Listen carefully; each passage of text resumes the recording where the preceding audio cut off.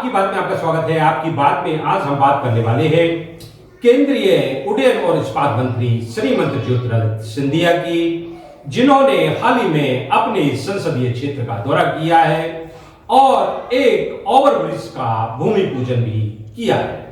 इसके साथ ही उन्होंने अपने चुनाव कार्यालय का भी उद्घाटन किया।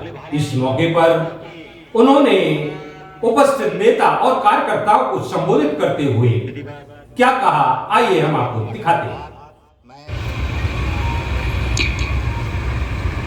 कि सिंधिया परिवार और आप सबके बीच में एक हृदय का संबंध है।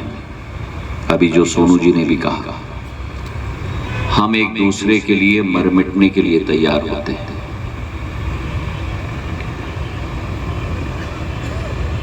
ये चुनाव मैं अपना सौभाग्य मानता हूं कि प्रधानमंत्री जी ने और राष्ट्रीय अध्यक्ष जी ने, गृह मंत्री जी ने एक मौका दोबारा मुझे दिया अपने प्यारे गुना शिवपुरी और अशोकनगर क्षेत्र से। ये क्षेत्र मेरा दिल का टुकड़ा है और सही है कि कई जगह से मुझे कहा जा रहा था कि चुनाव लड़ना चाहिए आपको यहां से, पर जिस क्षेत्र ने किसान की कहानी में कहूंगा, खेत में एक नया बीज बोया, उसे खाद दी, उसे पानी दी, आज वो उसी किसान के आशीर्वाद से, मेहनत से वो फसल उगी। वो फसल उस खेत को छोड़ के कैसे कहीं जाएगी? प्रधानमंत्री जी का चुनाव है, मेरा चुनाव है, या आपका चुनाव है। और मैं तो एक कदम आगे चल के कहूंगा, जब मैंने कहा कि आप लोग सेनापति हो, मैं सैनिक हूं। मेरे कहने का क्या तात्पर्य है? मेरे कहने का यह तात्पर्य है कि हमारी जो टीम है, आप सब सेनापतियों की, आपकी जिम्मेदारी और आपका दायित्व है, जहां आप उचित समझो वहां मुझे लड़ाई के लिए तैयार कर लो। 17 साल इस क्षेत्र की विकास और प्रगति में मैंने कोशिश की कि कोई कमी न रहे। आज भी चुनाव के पहले मैंने कोशिश कर ली है कि कोई कमी न रहे। 7 ट्रेन के स्टॉपेजेस दे दिए मैंने, मुंगावली में, बदरवास में, अशोकनगर में, हवाई पट्टी गुना और अशोकनगर की दे दी, गुना में विश्वविद्यालय दे दिया। जो संभव हो पाया वो मैंने किया, जो संभव नहीं था वो भी मैंने कोशिश की। ये चुनाव आप लोगों का है, मैं तो हूं ही, पर सवारी आप कर रहे हो, घोड़ा मैं हूं। और इसलिए मैं आपसे निवेदन कर रहा हूं, जी तोड़ मेहनत हमें करनी है और इस मुगलते में नहीं आना है। मैंने कल भी निवेदन किया था। टारगेट प्रधानमंत्री जी ने हमको दिया है 370 हर एक बूथ पर वोट बढ़ाना और 370 सीट लोकसभा में भारतीय जनता पार्टी का स्थापित करना है। 370 कश्मीर से हटाया, लेकिन 370 संसद में स्थापित करना है।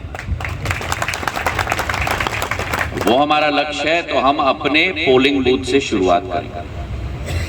अपनी पोलिंग में 1000 के मतदाता हैं, कैसे 370 भाजपा के वोट हम लोग बढ़ाएंगे, उसी पर हम अपना ध्यान आकर्षित करें।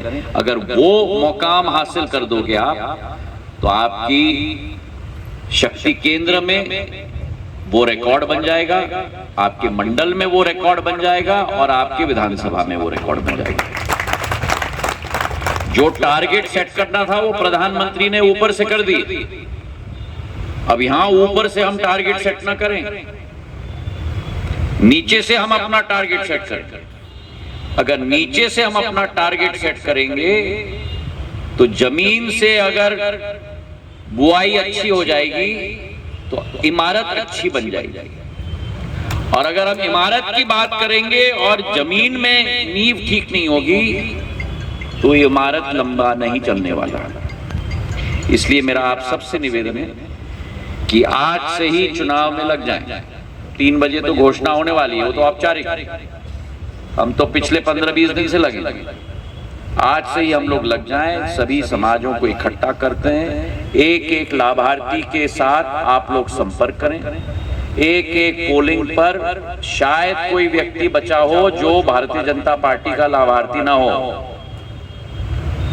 अगर उनको यही एहसास हम लोग कर लें, वो बहुत बड़ी पूंजी चुनाव में हमारी हो जाएगी। और आज ये संकल्प हमें लेना होगा कि फिर एक बार सहमत हो, फिर एक बार, और अगर सहमत हो तो फिर इस पर हमें अपना संकल्प बनाना होगा कि बूथ जीता, मेरा बूथ। और अंत में मैं आपको कहूंगा कि मोदी जी का साथ, मोदी जी का साथ, आपका विश्वास, मेरा प्रयास, और साथ में मिलकर हम करेंगे गुना शिवपुरी का 4 विकास। कार्यालय उद्घाटन पश्चात जब वह अपने कार्यालय से निकल रहे थे तो उसी समय एक पीड़ित महिला ने उनका रास्ता रोक दिया। वह अपने बच्चे के बेहतर इलाज की बात कह रही थी। यह सुन तत्काल सिंधिया ने एम्स के डॉक्टर से बात की और पुख्ता इलाज किए जाने की बात भी दोहराई, और उन्होंने द्रवित महिला को गले से लगा लिया। बेटा है, इनका इलाज करना है, कैंसर है, तो जरा करवा दीजिएगा कृपा करके। मयंक नाम है, मयंक 27 साल की उम्र। हाँ, मयंक भट्ट। मंगलवार को मैं भेज दूँ? अरे यार लो ना, जगह तो निकल जाना, तो पीछे हो जाना, आगे कैसे रुकेगा? ठीक है। महाराजा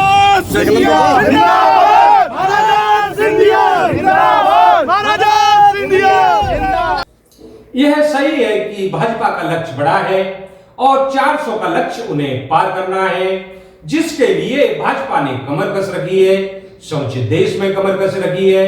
मगर जिस तरह से आम कार्यकर्ता और आम जन के बीच इस चुनाव को लेकर उत्साह देखा जा रहा है, उसके क्या परिणाम होंगे यह देखने वाली बात होगी।